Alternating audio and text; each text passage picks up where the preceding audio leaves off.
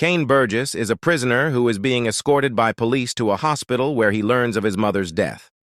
After seeing her corpse, Kane escapes and then visits a private bar, entering it by attacking the bouncers.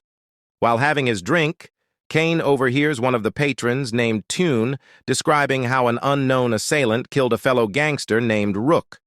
Kane intervenes with his laughter, only to invite the wrath of Tune, his fellow patrons, and barmaid Bez. Kane claims himself to be a friend of the bar owner named Lincoln and gets into a brawl where he pulls out a double-barreled sawed-off shotgun and holds everyone hostage. Lincoln's Lieutenant Hyde arrives and recognizes Kane as Lincoln's brother, where he is also held hostage.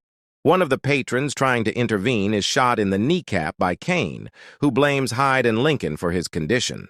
Kane then starts narrating that he got sent to the notorious London prison Prison Belmarsh and had to fight for survival in prison.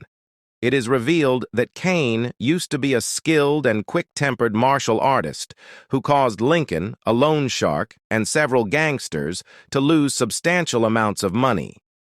Seeking to invest in a legitimate business, Kane comes to Lincoln for financial help, where he is pulled into the world of crime after he is asked to rob a mark who has retrieved a package from one of Lincoln's gangsters. Kane succeeds in stealing the package from a middle-aged woman who pursues him and gets killed when she is run over by an oncoming car during the chase. Kane is arrested and charged with manslaughter.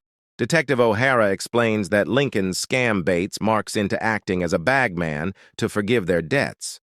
Lincoln arranges for someone to steal the bag, causing the Mark to owe Lincoln even more money than before. When Kane refuses to cooperate with the police, Sergeant Evans handcuffs him and beats him up. Despite his clean record, Kane is sentenced to England's most violent prison where he gets into several fights and sustains severe injuries. Despite fighting in self-defense, Kane's sentence is repeatedly extended, and this prompts him to become a cold-blooded killer in order to survive. After several years, one of Kane's attackers reveals Lincoln has put a $20,000 bounty on his head. O'Hara, who has since learned about the bounty, once again asks Kane to give up his brother.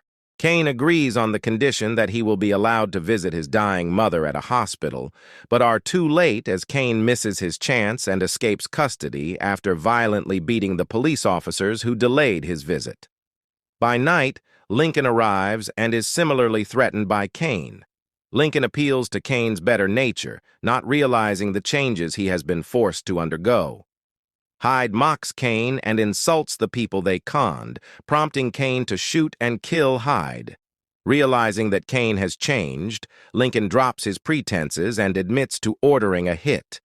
Kane angrily tells that he never spoke to the police and that Sergeant Evans admitted to spreading the false rumor before Kane killed him. After proving that he has emptied Lincoln's bank account, Kane announces that he will now kill Lincoln and offers to let everyone else leave. Bez and Lincoln's men attack Kane, but Kane defeats them all, killing most of them, and is stabbed in the process. Although surprised at the viciousness of Kane's vengeance, Lincoln tells that he never even cared whether it was true. The real reason he ordered the hit on Kane was because he lost respect either way from just the rumor, which Lincoln could not abide. Lincoln vows to recover and attacks Kane with a knife provided by Bez. Kane eventually overpowers and fatally stabs his brother. He spares Bez and stumbles out of the bar before collapsing on a nearby bench. In his office, Detective O'Hara discovers that Lincoln's bank account has been divided amongst his victims by Kane. That is the recap on Avengement. If you enjoyed this recap, kindly hit like and subscribe for more movie breakdowns.